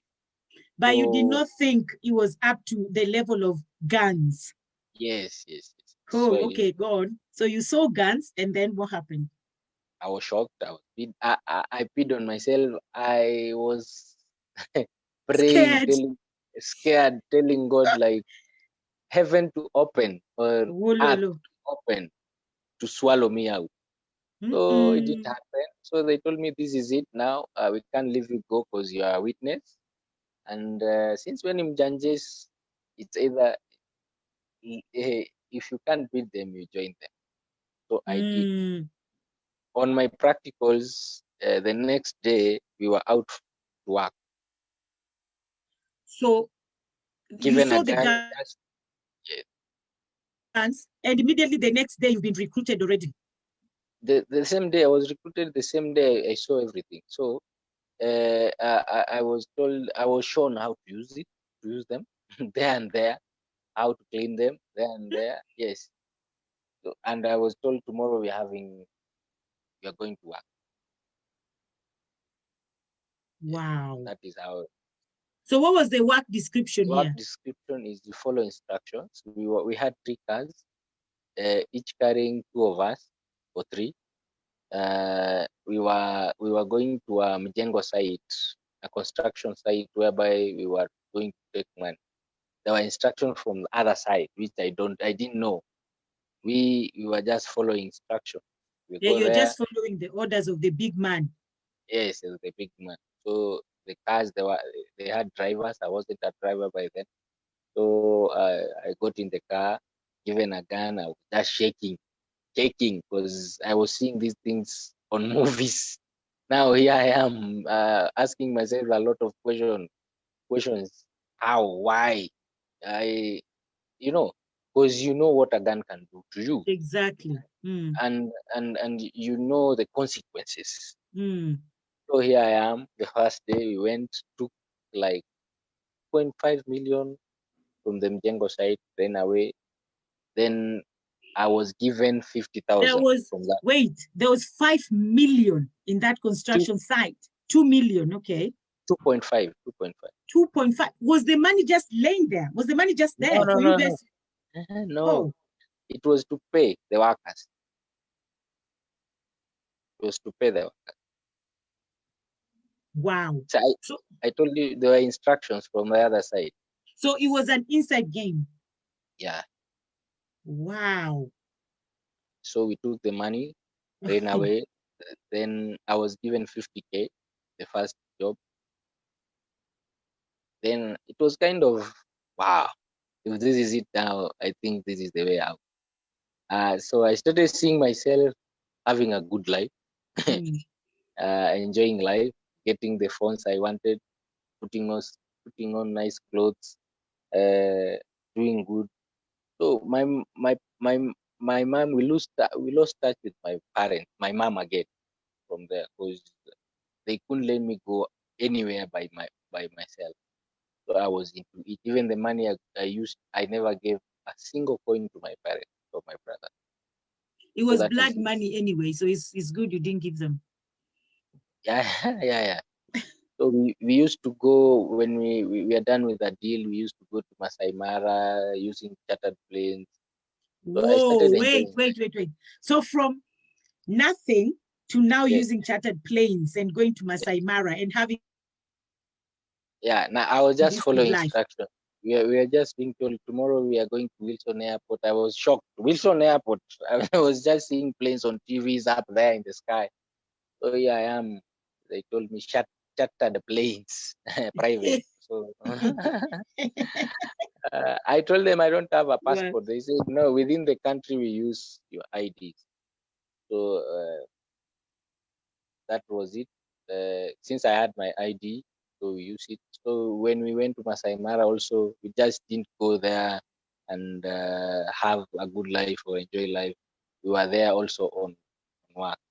on call. So You were there on on call. on call exactly. So go survey, do deals, come back with the money, get the money. I got promoted. I got 100, 150, 200, 300, 700, like that. Days goes. I started becoming part of them. I started becoming the family. And Wow. one day now we did many jobs, but we never killed. I never killed. The So group you never never killed. so you had a gun, but you never killed anybody. So what was the gun for? I never used it. Okay, it was just for security purpose, just in case. Just in case it happened. We thank God you never used it. I thank God. So one day we men with colors, we and we mistake we mistaken a number plate in Kiambu Road. The car we carjacked was the CID's vehicle. What? Yes. So when CID we blocked themselves. themselves, when we blocked So the wait, vehicle, before you even go there, do you have any member in your group, in this family, that these people that called you family now, that died? Did you lose anybody through in your family at that time? no, Okay. no. Mm-hmm. So when we carjacked this vehicle, we blocked it front, back, and sideways. It was around 6:30 p.m. Now, when the first vehicle realized that there were the CIDs, they zoomed off. They took off. They left the two vehicles, and you know these guys are always armed, yeah. And you know how they would react when they come out. The So CID. yes, the CID guys. So when they came out, they shot in the air. It was that moment that I knew this is now the day that I'm ending. This is the day that I live But no more. you had a gun as well. Why didn't you just take your gun and shoot it up as well? Uh, this is called kuchanganyikiwa. Oh, because Ui, I got umepata ule mkubwa kukushinda. You met your match. kwa That's what we normally say. You met your match. match, yes. Pwagu kapata pwaguzi. Mhm. So I never expected that. I've never been in that scenario. Situation, So yeah. situation, I never knew it would have come at that time. Mhm. So when they shot in the air, I was confused. They came into our vehicles, they took us out, they started beating us, they started shooting near our heads down. And I thought even my friend had been shot. So they put us, two of them took the vehicles that we were in, and two of them remained in the car, and they put us into the boot of the vehicle behind their vehicle. So we were taken around this country. We were taken to Ngong Forest. There we were beaten thoroughly. We were taken to Naivasha in forest. I don't know even where. We just saw a car stopping in the forest. And we were taken out, beaten with this. You know, these wires are steamer. What we call them? Nyaunyo, like unyaunyo, like this. Yeah. But uh, the steamer is wire. Yeah, why So, steamer, yeah. so we were beaten thoroughly, and when they took us to the forest, they asked, say your last words. What can you say about what you've been doing, about that tag life, about that disturbing people here and there, don't giving them peace? What can you say? So we are done with you guys. I prayed to God. I told God, here I am. I chose this life, and if the time kindly receive me in peace, and I repent my sins. And if I had been taken care of by my parents, maybe I would be in a good place, not here. But So did you say those words loud? Did they ask you to no, say it loud? Okay. you know, when they asked her to say it loud, everyone was like silent. They asked her again, say your last words, because we are done with you here. It's now or never. So we wondered, who are we telling the last one? There's nobody who knows us there. So it was amongst that. After all, we are going to die. Nobody will listen to us. So one of them, I think, just God did his own, worked out his own way. You know, when God is working, you'll never understand how he works. So they started discussing among themselves, like, why don't we give? They don't look bad boys or bad guys. Maybe they might change and they might be people. You never know. And they asked us, now, since you don't want to speak, if we gave you another chance to live, would you be good people? And would you prove it? We might change or we might not. The possibilities is 0 to 100 of letting you go. We said yes.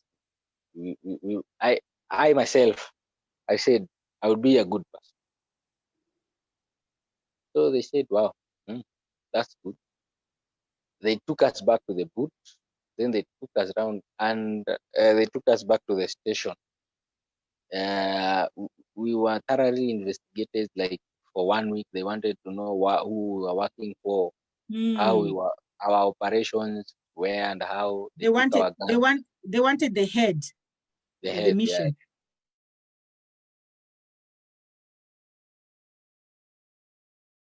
After a week of interrogation, then they told us they'll take us back to our home, to Shago,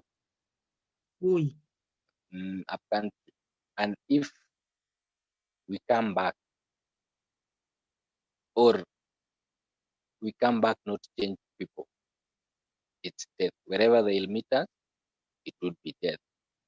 And they told us we have to be reporting daily for the chief's office. So when we were given fare, I really didn't go home to Shago. I went to Mombasa. You know, near the ferry. Yeah. When I arrived there, I was given 2,000 shillings each of us. So Like the police. yes, Wow. So Kenya police are actually very good like that. yeah, they are, and actually they give. What has happened here in the ghetto, yeah, when they know you are a thug or a thief, before they kill you, they come talk to your parents or your parent or your guardian. They tell them about you and what you are doing, and they tell you, take care of this child of yours. Next time we come here, you'll come pick the body, or you find the body in the morgue. Or I'm giving them fare in front of you, take them home. They go change, they come Wow. back here, do good. If they They won't, actually give money. That is news. yes, Wow. Kenya police. yes. Wow. That's news. But, Totally tho- news. but those who deal with crime, Only those who deal with crime. Okay, not the normal one in the streets that beat people just for nothing. uh, you've had like Hesi wa Dandora, Hesi of where? Mm. Yes. Before they gun you down or they kill you, they do serious and thorough investigation about you and what your line of thuggery or thug life. When they come across or they meet you, they just tell you, we know what you're doing, we know your gang, we know your operation area, kindly stop it.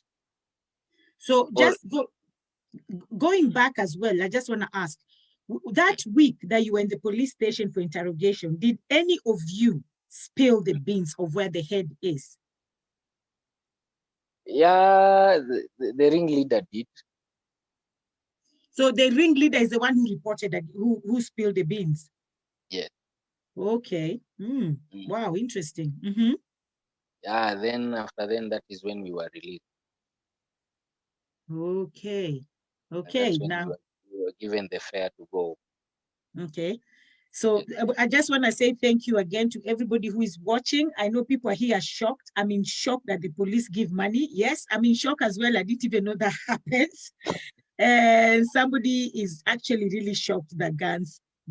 Yeah, someone is saying I'm laughing that people somebody saying that I'm laughing that men leave work because they are asked to pay for childcare. That even happens in the UK. I didn't even know, because I never asked anybody for childcare. I just asked for God to give me strength.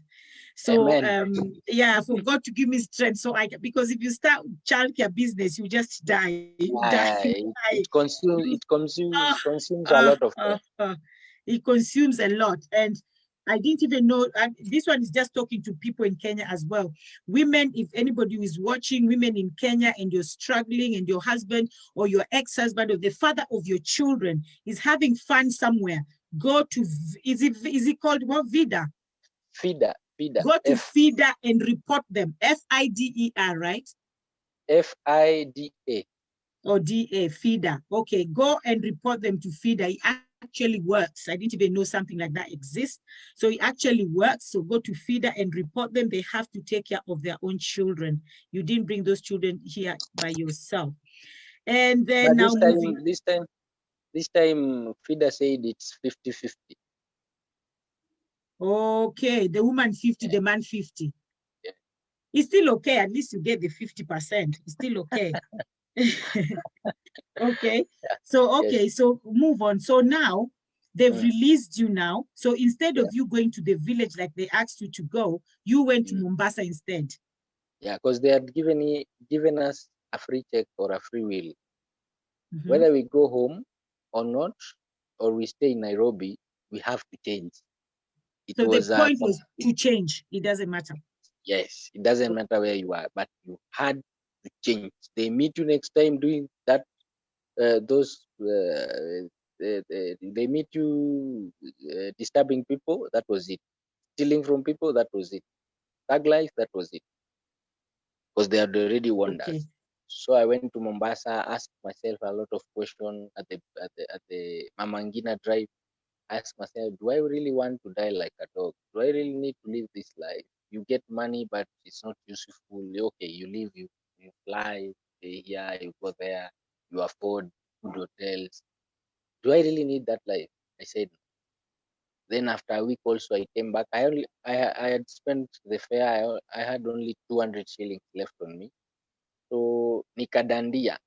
I hung on a trailer that was headed to Busia. So From via Nairobi, Nairobi, from Mombasa. from Mombasa. Yes, because I only had 200 Wow, shillings on me. wow, So I hung on a lorry. So wherever it stopped, I stopped there. Wherever I start the journey, we continue until wow. it reached Kangem. That's when I dropped off. Then I went to Kang. Okay. Now, So, guys watching, just to say thank you for tuning in. Mary, yeah, thank you. And Aposh, thank you very much, everybody, for watching. Please, again, I'll say, please share and share. Thank you very much for all the people who have told me they've shared. Thank you so much, Mary. Thank you for sharing. Also, like and comment. We really need your comments, guys, and we need your questions as well. So you can ask Mtumishi any question that you want. You've all had his life. We're still on the process of hearing his life story. So you can ask questions if you want as well. And he's here, he's going to answer your questions. So thank you very much. But before we go on, somebody actually asked a question. Somebody asked a question about what should a boy do if he was forced to join a gang? If not, he gets beaten up. So what should a boy do if he's forced to join a gang? So if you answer that question for us, then we can move on. Thank you very much, Mtumishi. I would say let them beat me up. I won't advise them. I won't advise anyone to accept that.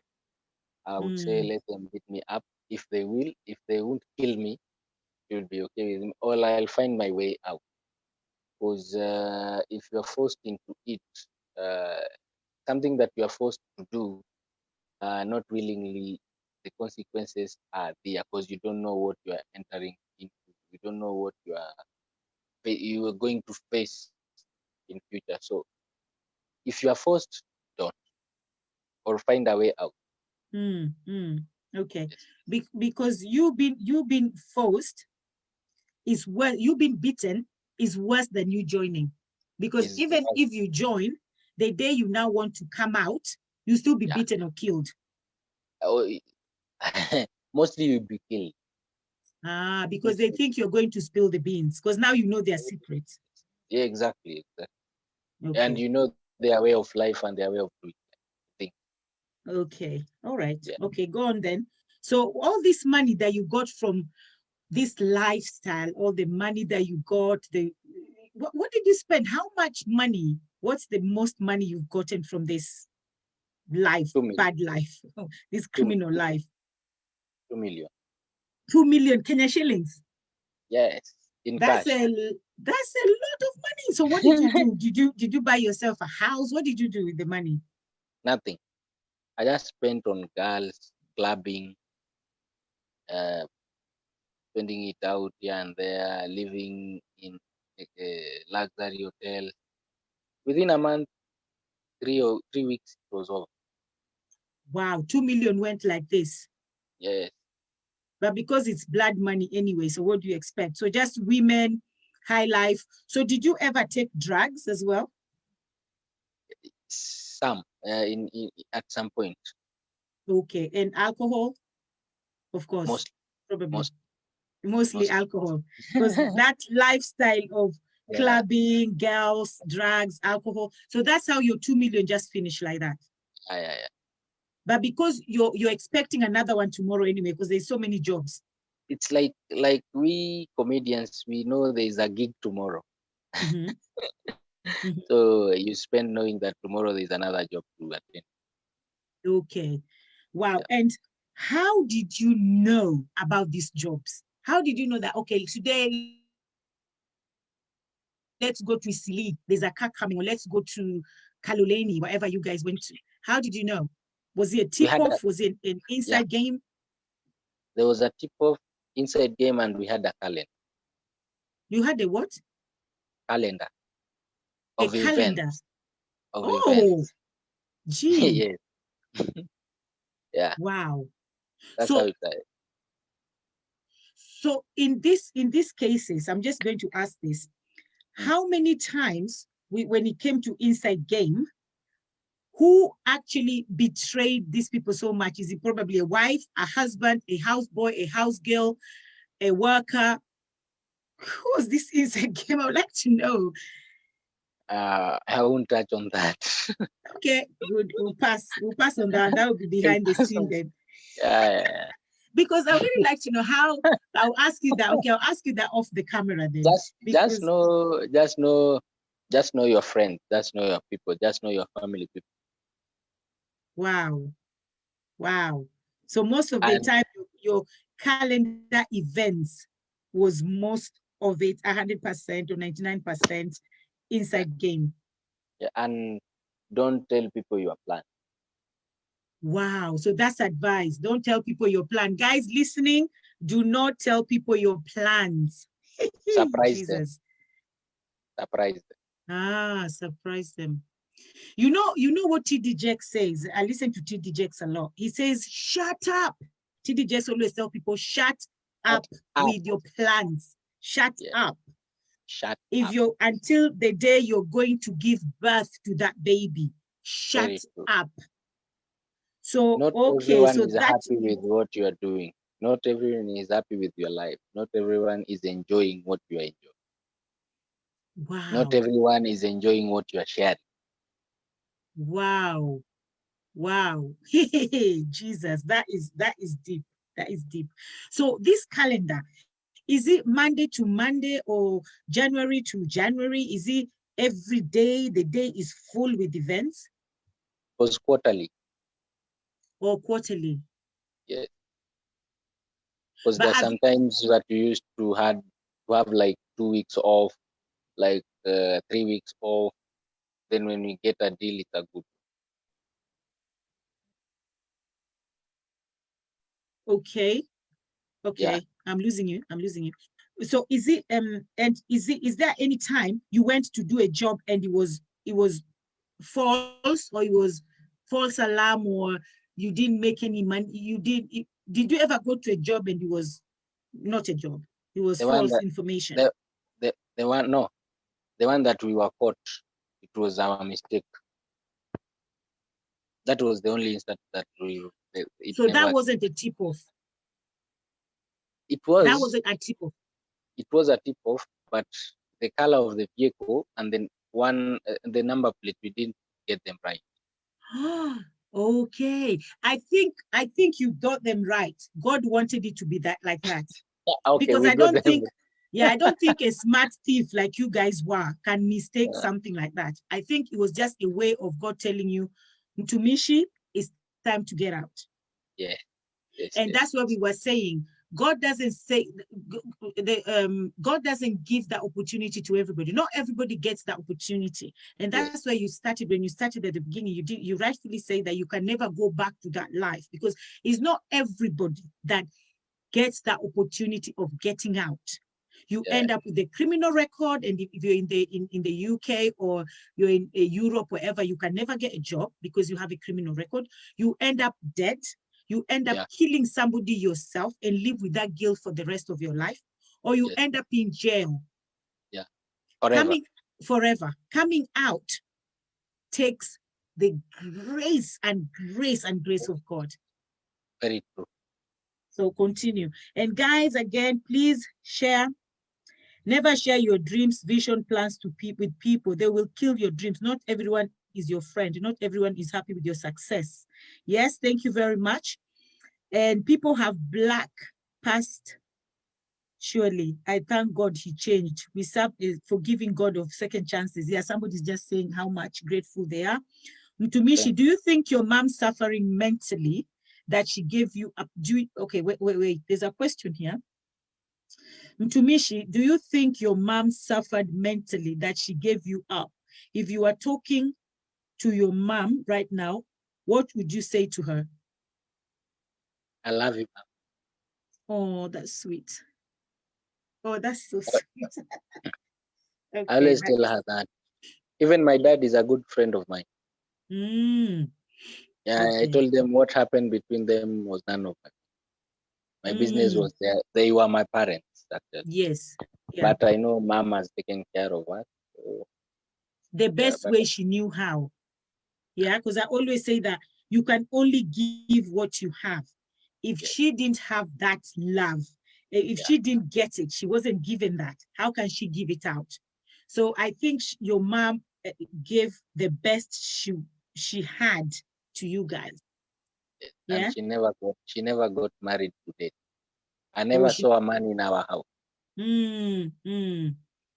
Wow, that is a woman of tenacity, I would say, a woman of substance, a Yeah, woman who stands out and just looks for after her family. So we thank God for that. It will say, "Mommy, we love you too."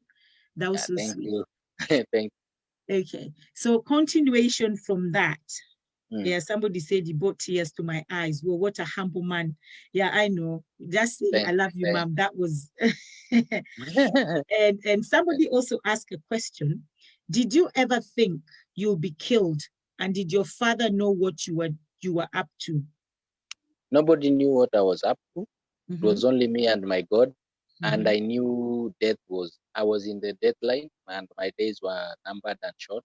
mm-hmm. I knew one day it would come. I was And what expecting it. Every day I was going out.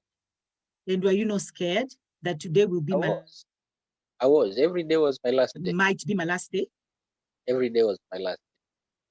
But were you not scared of that? I was, but I wasn't. Okay. Okay. All right. Okay. Then continue. Then what happened to you? Now you came from Mombasa, you came to Nairobi, you had you looked at yourself in the mirror and had a Yeah. meeting with Mtumishi, a very good meeting for 1 week.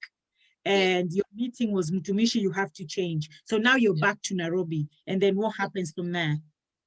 Now from there I met our landlady who passed on.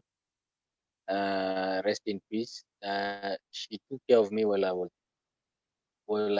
was given birth to where I am. And when mom was struggling, she used to understand that she would call me sometimes, come and eat, come and take food. She would pay for my school fees because she knew me as a good boy. Mhm. Now, when she looked at me deeply as a mother, she felt something was wrong and something was not right with me. She told me, I won't ask you any question, just come and take a bath and eat.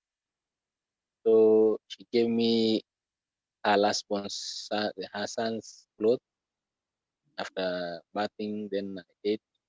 And then I told them, kindly, I don't want any question. I just want to go back to school. That was in 2006. Then I told her, I only have 200 shillings. She told me, go out and look for any school Mhm. you think is good for you, then come back and tell me. Now, when I went out, uh, I didn't, my mom had moved out from his place, her place. So I got a school called Bethel High School, which I paid the 200 shillings. And I talked to the principal. I told him, like, I want to school, but I don't have school fees. But I'll be working 1 week. 1 week I come to school until I'm done. So I had to repeat Form 3, which was hard for me. But I had to do that. Then the principal accepted that, and I was registered. I paid the 200 for registration. Then I started schooling. Also, I used to go from Django construction site, whereby after we are paid on Saturdays, I would pay for school fees, which per term was 3,200. Yeah. So we continued like that till Form 4. Now, after a week, I met my mom. The show called my mom. Told me Gilbert is back here. Now, when I came back, I told mom, kindly don't ask me any question. I'm not in for any question. I don't have answers to give. So she said, it's okay. What do you want? I told her, I want to complete my studies. That is what I nothing else. Just if you would afford to pay me for my registration for Form 4, then I'll be good. That is what she did. In 2007, I was done my A level. I got my certificate, my ID. Then with my ID, then I went for, what do you call it? My first job was a security guard in Mombasa. I used to live in Likoni. Yeah, then from there, where I was working, it was a supermarket called Lulu Supermarket in Mombasa. I was taking care of that. Then as a security personnel, then I had them, they were opening another branch in Nairobi High Ridge in Parkland. I talked to the manager and he took me in Nairobi as a office messenger. That is now fast forward. In 2008, I started working after Form 4 immediately, 2007. Then 2008, I started 2009, 2010. 2010 March, I was taken in as an office messenger. I worked to 2010 November. Then they closed the shop. They went back to Dubai. Then I had to look for my own life. Now I told myself now I don't want to get employed anymore. I had, I had, I had talents which I realized I used to play football. Even to date, I'm playing football. I'm still playing football. And But before the football, let me just rewind because I know let me just rewind to this. With your friends, did any of your friends when you're in the gang, did you lose any of your friends? no, we Did you never see lose. did you see any of your friends die? Because I know, remember you said about the guy that I think this Now one is yeah. I'm coming to that. Okay, cool. I'm coming I to that. think I'm rushing. I was rushing, sorry. I don't worry. It's okay. It's Yeah. okay. Now I said I don't want to get employed anymore. Because I had realized myself in primary school, I know I would play football well and I could do comedy or act. So I knew even if the teachers were asking us in class, what would you want to be? I would say two things, either a footballer or an actor. That is what I wanted to be. And my vision was to go to Hollywood and so on. So that was what was in my mind, even to date. So I used to play football, and now after the supermarket job, when they closed the shops, now I had a meeting again with God, and I told God, now I won't be going to church every day. People are standing in front of the church and start saying they are blessed. I want to be blessed. I really want to be. I want to know there is a living God. I want to know there is God, and you have to manifest to me. I have talent and it has to work out. If it is not working, I will not worship God. That is what I say. I'll know there is no God. And for sure I went out. I just didn't pray and sat there. So I started recruiting people, young men, young youths like me, young women. I would ask Lydia, do you act? Can you act? I'm opening a group. That is how I did it. Yes. So we came up with the idea of Creative Generations. It's a community-based organization whereby youths came in. We do acting, emceeing, comedy, singing, and so on, and nurturing talents in the community. And also we do urban farming. So that is what that is how we came up with the group Creative Generation in 2010, and we formed it. We paid for it. Now my mom had looked for a job where she was working in the house. Now her boss had a school, a Montessori school, so they had an opportunity for a shamba. So he told me like, would you mind doing it? I said, why not? Because the group had not started giving us money. It was new. It was like 2 weeks or 3 weeks old.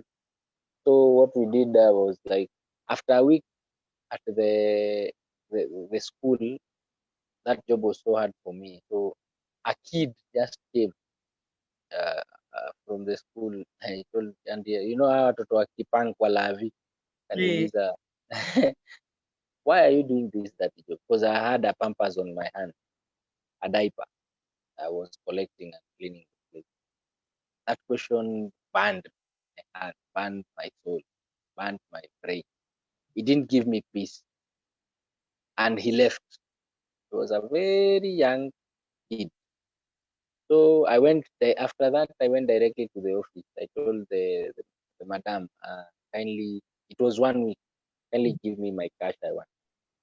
Said, you see now, you young men don't know how your parents are suffering, you're disturbing. So she had problems also with her sons in the house. I didn't know that. Mm, mm, So she was saying, you young men, you guys, you don't know how your parents are struggling here. Even her sons were uh, taking drugs. mm. Yeah. So I told her, I'm not in for questions and negotiation. If you're not giving me, kindly give it to mom. I'm gone. Tell her, call her, tell her whatever you want to tell. I'm out. Then I left. Then the certificate was out for creative generation. We started performing EMK. Now, what I used to do, in the morning, we used to go for rehearsals. In the evening, I used to go for to shave a barber into a Mhm, barber. There was a certain barber shop that we used to shave every day. mhm. So after shaving, now I would open. I was a vendor, a smoky vendor. You know, smoky. I would sell Yeah. sausages and smokies.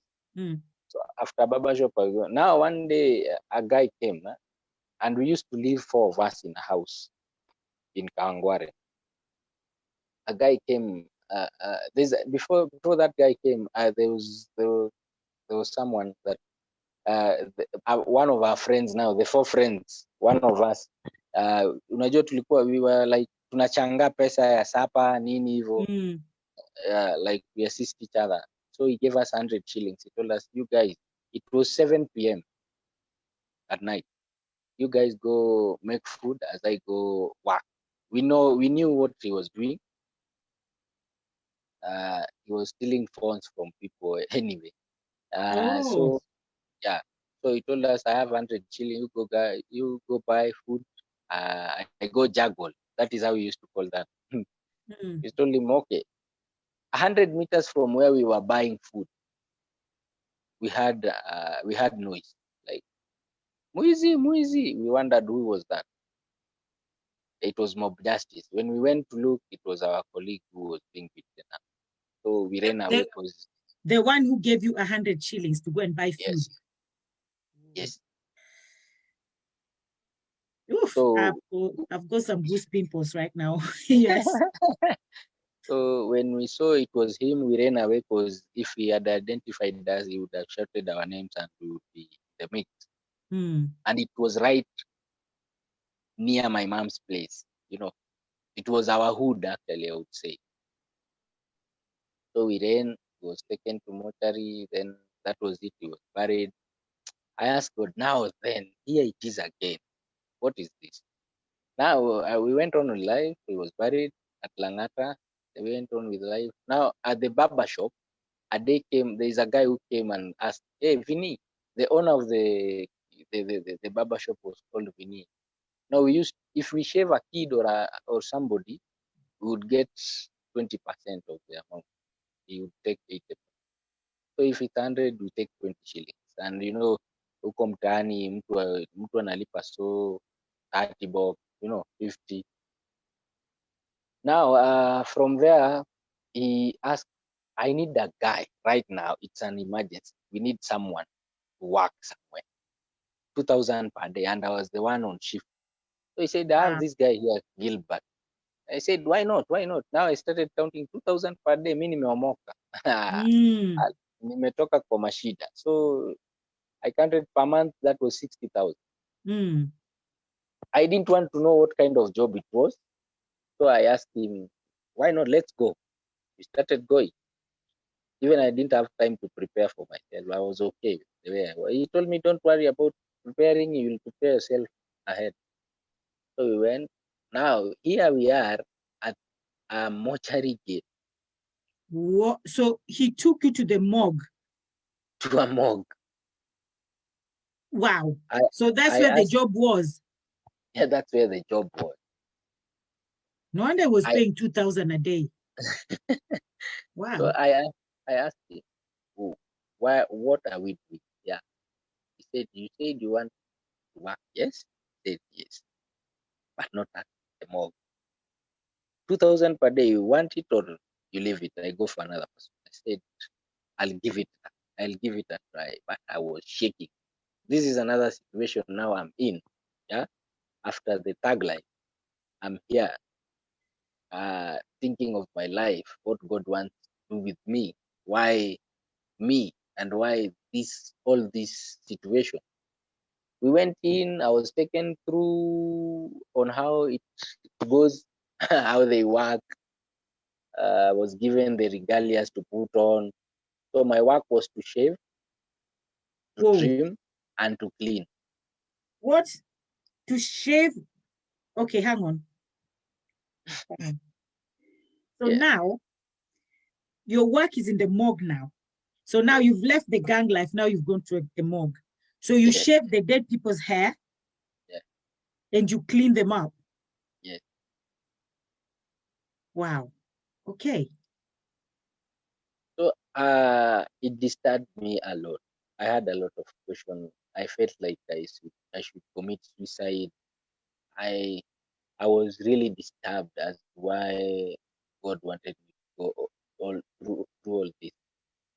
As I was working every day, I started drinking badly because you want to be sober working there. On Friday, the first week, yeah, on Friday, I started having nightmares. On Friday, and even when I'm in the house alone, I would dream at night. On Friday, my friend also, another friend of mine, was brought beaten thoroughly by mob justice, dead, yes. So I was the one to operate it. What? So now, this is the second friend you're seeing. One friend was beaten mob justice. Yes, this is the second one. So this is the second one. Now you're working in a morgue. So now they've brought your own friend. Yes, he was brought on a police car. So even him, he was beaten mob justice. Yeah. Yes. Hi. Hi. Okay, go on. Can we just take a little break there? It's okay. Why? Let me have a cup of water, please. No, we need a break. That is too much for one person to take, guys. Wow. So, guys, that is too much. I just thought I just need a little break from that. Oh, okay. And yeah, what more was it to steal dead bodies? Jesus. No, it wasn't to steal dead bodies. It was to wash dead bodies, to cut their hair. And somebody said, yeah, Maya, I have so much respect for this guy. Hey, Lydia, thank you so much for this. Yes, I'm telling you, I don't even know what to say. I mean, this is life. And then we have, and the reason why I actually wanted Tumishi to come today for this is because we have children who have everything. They have their mom, they have their dad. Even though sometimes mom and dad are not together, fair enough. But they have their both parents. They know that I can call my dad and reach my dad if I want to. I'm living with either my mom or my dad right now, or even I'm living with both parents. There is a roof over their head. There is food on the table. There is clothes. They if they want clothes, they have clothes. They have all the necessity, everything that is needed. They have, but yet they still go out there enjoying guns. And this is somebody, and that's why I was saying, bring your children to watch this so they can see that they have everything, but yet they still want to go and join gang. For what? For a high life, to buy things like things that their parents cannot afford. Those are things you can buy for you. You can get yourself when you finish school or you finish whatever you're doing. You use your skills, you use your talent, you use your gift to buy whatever you want to buy, to live that life that you want to live. But as long as when you're still young and you're still under your parents' care, do what you're supposed to do. All these things, they're vanity. They come and they go. Look at this guy. The mom left, the dad left, the guy was in the street. He experienced taking glue. If you guys don't know what glue is a very bad substance to have. I think it's worse. I don't even know what drug I can compare it with. He did that. He slept on the streets. But this guy still wanted to go to school. So what is it with these other children that they want things that are not necessity? So guys, that's why I told parents to bring their children, because I know I've heard of Mtumishi's story before, and I just wanted him to come and share it with everybody on this platform. So if we have children, especially boys, listen to this guy's story, and then sit and have a meeting with yourself in that mirror, like Mtumishi had a meeting with himself, and ask yourself, if I had Mtumishi's life, would I survive? Would I prefer to swap Mtumishi's life with what I have right now with my mom or with my dad or with both my parents? I have a house. I have if I want clean water, there's clean water, there's food, there's clothes. Yeah, your mom might not afford the 150 pounds trainers that you desire, but she'll still afford the 30 pounds trainers. You still have shoes under your feet. Whoa, Mtuasi, Mtumishi, continue. Now we Where are were we? talking, you're in a morgue right now. Now you're in a morgue. Somebody was actually thinking that you went to the morgue to steal bodies, but I said, no, you went to the morgue No. to work. Yeah. So now you're working in a morgue, giving people haircut, dead bodies actually, not people, dead bodies haircut, making them look presentable before they get buried. Yeah. And then now your friend, they bring your friend in. And then what happens after that? I cried. Of course. I felt like I would follow him. I felt my world crashed. It was a tough moment. Mm-hmm. I didn't have. I wasn't thinking straight. I was thinking nothing. I was thinking everything. I was thinking a lot of things. I was like, now what's next? So that is when suicidal thoughts started playing in your mind as well. Mm. So I told God, finally, if you can't come to my life right now, I think it's the end of- I can't touch this guy. I can't do that. I'm not going on with this job anymore. I don't know what is next for me. I think at the age now I was almost 21. I had seen like the worst of it all. I was like, "No, I can't go on with this. I don't know what to do, where to go. I really don't know what to expect. Yes, I asked God to give me a good life, but what He's shown me now, it's more than I expected. I went back home to Vinny's place. I told Vinny, now I can't handle this one. And even he knows the guy who had died. So I told him, I'm not going on. I don't know what is next for me. I don't know what is in for me. I really need to take time. I really now need to go home. We shall go where my church is. I really need to go there. Think of what is next. I didn't go anyway. I went back to my house. I cried a lot. I prayed a lot. And God showed me a way. We continued with the acting thing. We started going to, but like 2 months, I was not okay. Down the line, I was not okay. I was just forcing myself to do things, to be better, to be strong, because no one also knew the struggles. I had never told anyone what I've gone through. I've never told anyone, even my parents started hearing all these testimonies on TV and what I've been through. So it was tough for me. I went in the house, I cried, I asked God questions. I asked, who can I go? Who can I run? Who can advise me? Who can take me through this mental step? Was tough. So after that, now we started our group, Creative Generations. In 2013, we entered the Churchill show, and that is how, yeah. That is how we came out to Mishi and to God. Well, guys, once again, I would like to say thank you very much for tuning in. Somebody said very brave, somebody said very brave. Somebody said, despite all the challenges, I thank God wanted you out of gang at all cost. Someone say I grew in Isili. What the guy is saying was reality for many guys I grew up with. Thomas Angura, I actually grew up in Isili as well, Mlango Kubwa, so I know how it feels. I grew up in Isili as well, but I never went through what Tumishi has gone through. I didn't end up in the streets. Yes, I grew up in Isili, it was tough, but at least I had a roof over my head. And Lydia, have you not had millionaires robbing? Yeah, millionaires rob as well, but it's different robbing from what Mtumishi was doing. And somebody just said, if you have all in all, everything on his life, nobody is perfect in life. Our future is not determined by defined by our past, which is true.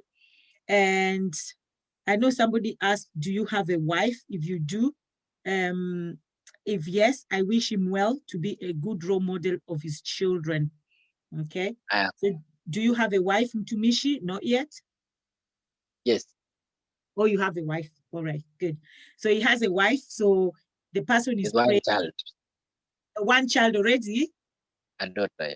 Oh, bless that daughter. Bless your family. We just pray for God to keep on blessing your family, your wife, your child, your daughter. How old is your daughter? 3 years. 3. Wow. 3 years. I would give the best. Pardon? I will give the best. Give the best you can. And so help us, God. Give the Amen. best you can. And that girl is totally blessed to have you as a dad.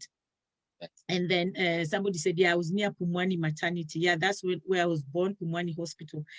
Okay, the world is a very small world and networking is powerful. So guys, thank you very much once again. Please share with your friends.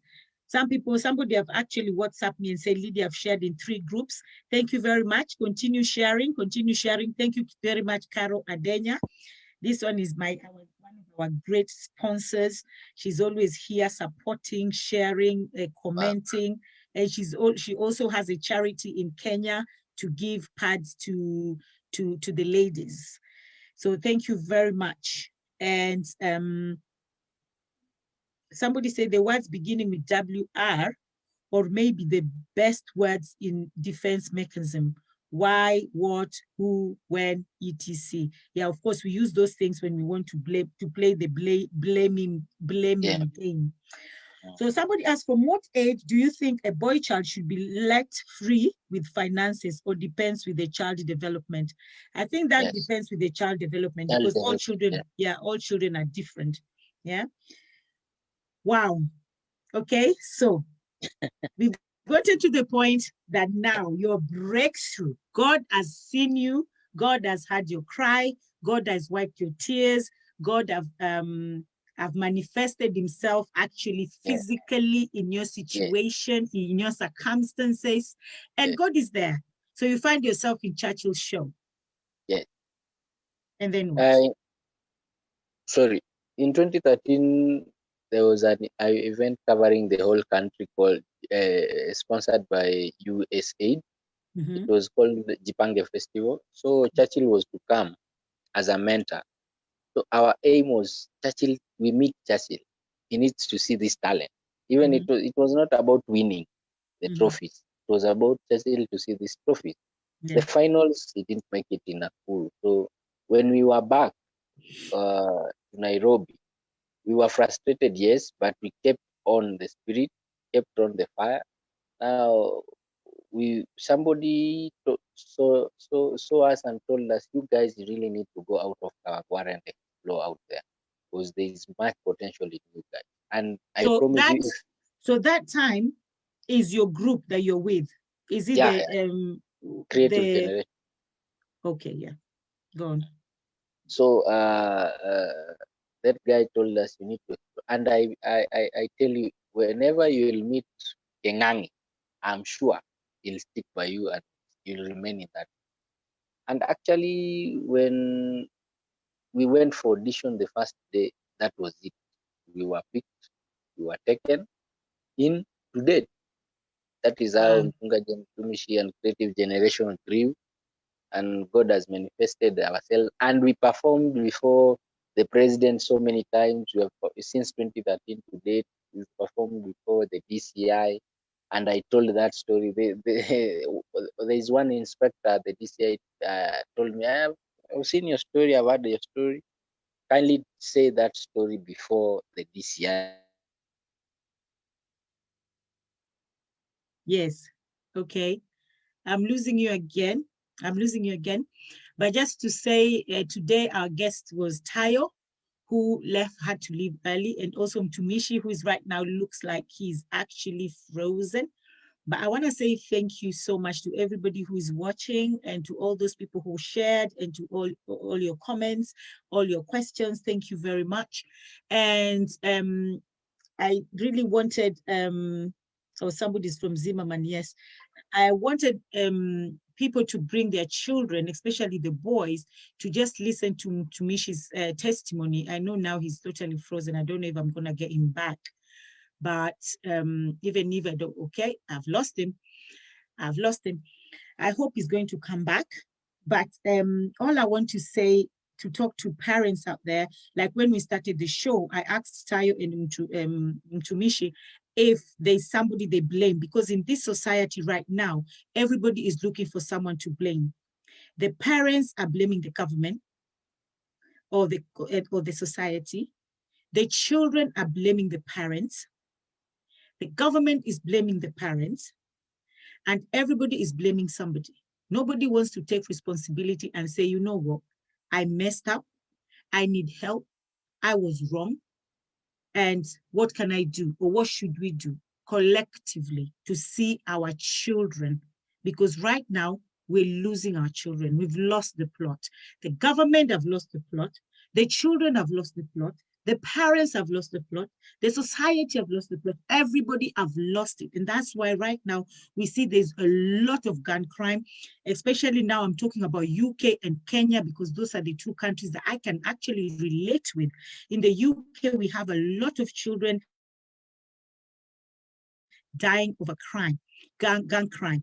This one was gunned down. This one was knifed yesterday. This one was knifed. This one was knifed. This one is in jail because they did that. This one is selling drugs. There's so many of our children, and we don't understand where did we go wrong. And then we also have in Kenya, it's just Kenya, I don't even know what to say. The alcohol, the drugs, the sex, everything that is bad is happening in Kenya right now with our children. Where did we go wrong? How can we retrace back our steps and get our children back? We really need to work together.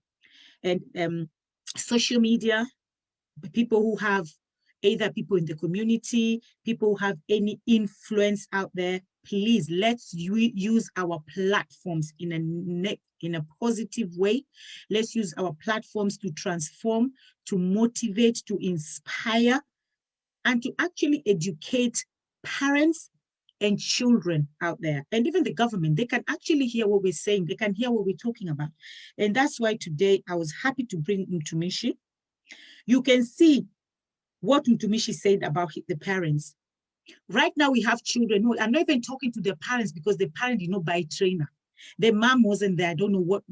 And they're so bitter and they're so angry. And because of the bitterness and the anger, they take it out there to the community, and they cause so much havoc, not just to the community, but also to themselves, because these things will follow them in their lifetime. Right now, they might be 16, 18, 20, but what about when you're 25, 26, and now you want to look for a job, you want to settle, and everything you did in your past is following you. So guys, you need to think. We need to think. I love Mtumishi so much because he forgave both his parents. He said if he sees his mom, he'll say, I love you, mom. This is a mom who left him. This is a mom who was not there for him. This is a dad who left him. This is a dad who was not there for him. But yet he stands in front of them, look at their eyes and say, Mom, I love you. Dad, I love you. And he has a relationship with both his parents. And that's why he's been blessed. Look at where he came from. This is somebody who had glue, who had gun. He held a gun. I've never even seen a gun. I've never seen a gun in my life. Okay, yeah, I've seen it with the police in the streets, but I've never held a gun. I don't even know if I can even hold a gun. This is somebody who held a gun. But today, he's nurturing the youth's talent because that is what somebody did for him.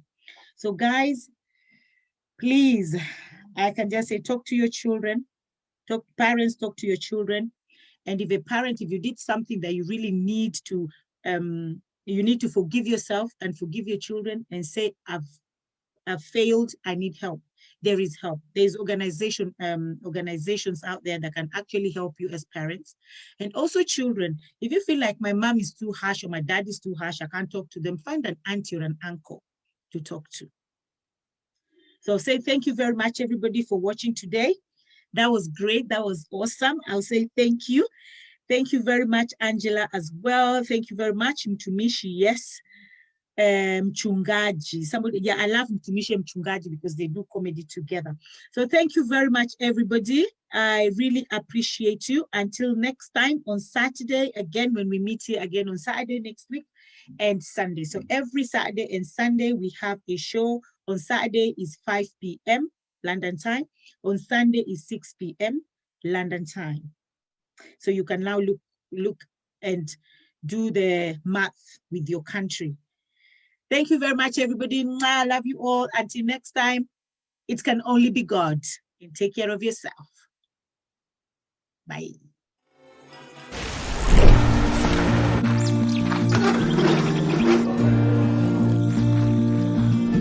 At World Remit, we understand what the journey is about, how it can sometimes take a little distance to bring us a little closer together. With ways to save more when you send more, World Remit is here for you, so you can be there for them.